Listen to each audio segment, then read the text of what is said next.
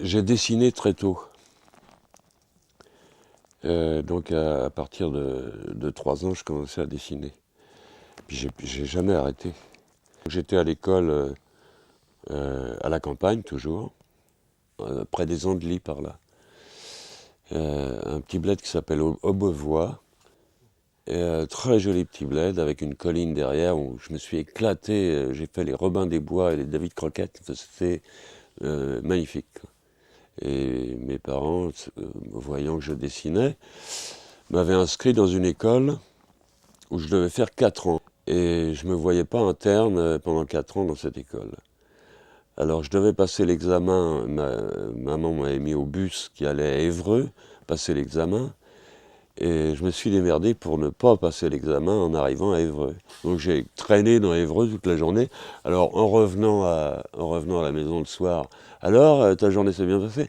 Je leur ai expliqué, là j'ai reçu une baigne torride. Et puis, du coup, mes parents ne savaient pas quoi faire de moi. Là.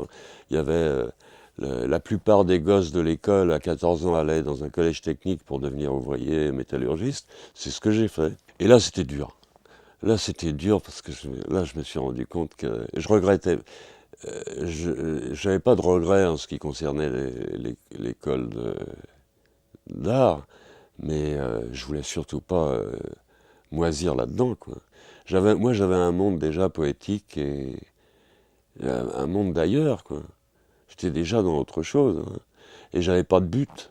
J'ai- Moi, j'étais comme un poisson dans l'eau.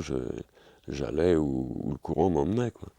Donc, je me suis retrouvé dans ce machin et puis j'ai fait ajusteur, tourneur, fraiseur, la chaudronnerie, tout ça. Donc, je me suis retrouvé à l'usine après. Ah ouais, vraiment à l'usine, quoi. Donc, mais c'était drôle, hein. Moi, j'aimais bien l'ambiance de l'usine. Et puis, tout en me disant d'ailleurs que ça ne durerait pas et que je trouverais un truc, quoi. Alors, j'ai commencé par prendre des cours de photo, quand même. Et puis, et j'ai quitté l'usine, je suis rentré comme apprenti chez un photographe qui faisait du reportage, des mariages en banlieue parisienne. Et j'ai appris la photo très vite, parce qu'on avait beaucoup de boulot. Donc j'ai appris le labo, la prise de vue, tout ça très très vite. Et je suis devenu photographe. Donc je suis parti après à l'armée dans la photo aérienne. C'était très marrant. J'ai passé une armée plutôt cool.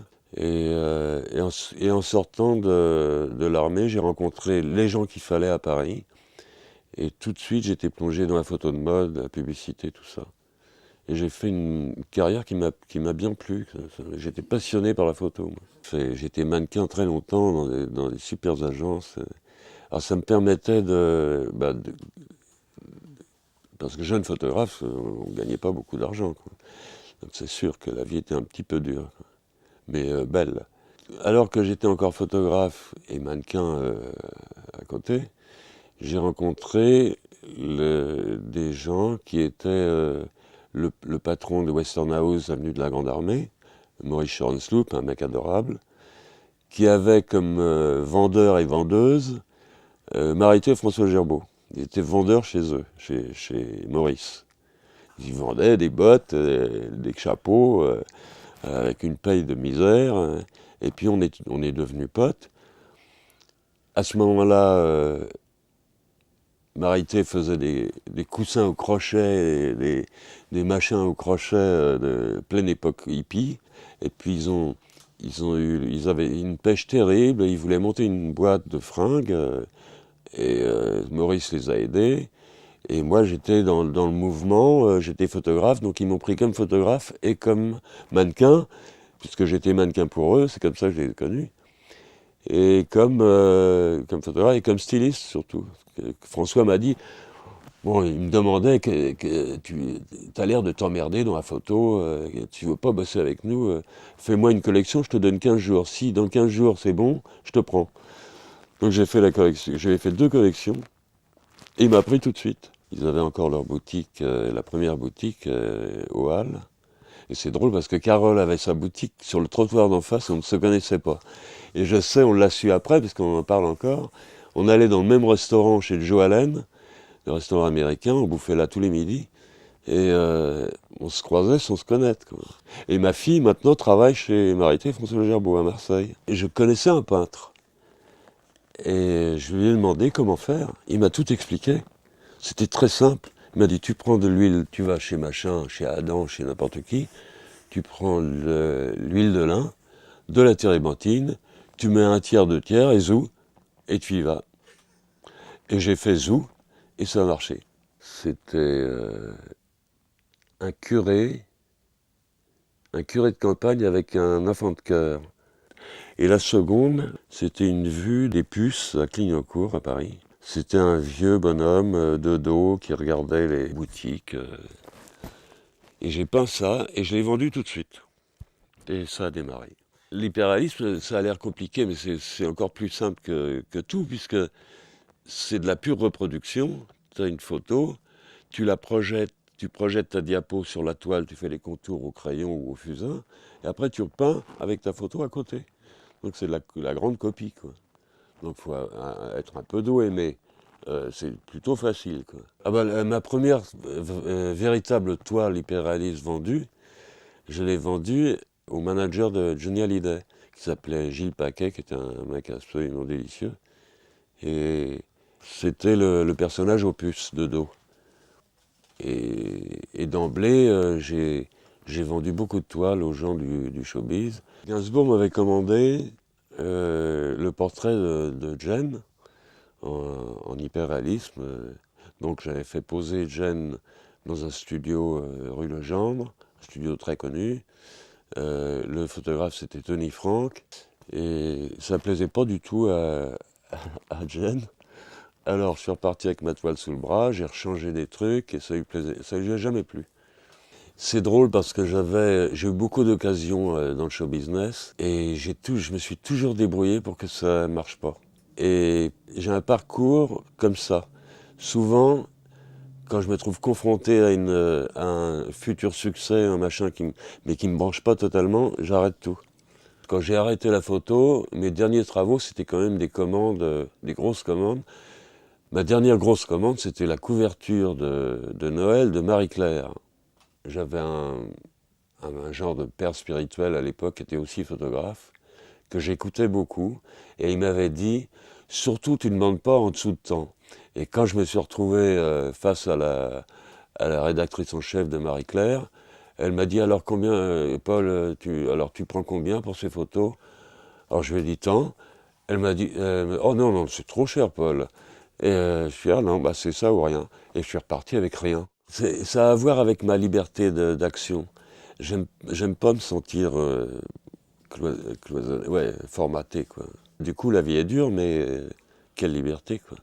Ma grande erreur, c'était de ne pas avoir fait cette couverture, parce que c'était la couverture de Noël, de Marie-Claire. J'étais lancé immédiatement. Je faisais déjà des pages à l'intérieur, en mode.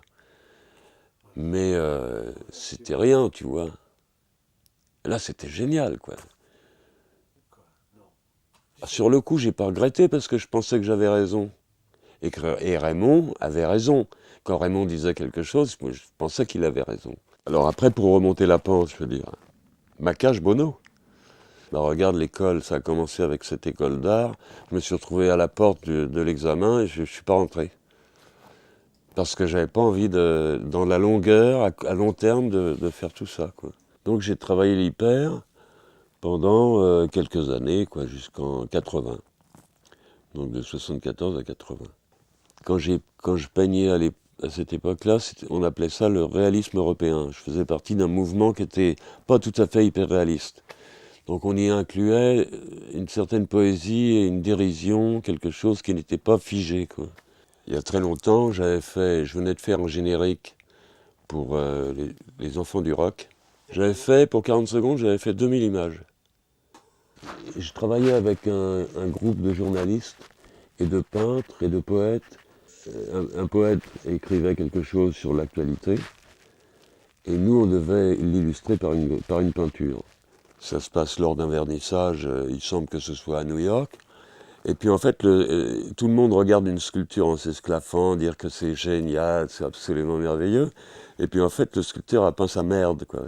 J'ai été très inspiré par Manet, par Boudin, par Cézanne, par Van Dongen, Delacroix, les esquisses de Delacroix qui sont magnifiques, et puis tellement d'autres, quoi. Picasso, énorme. Goya, énorme. Velázquez.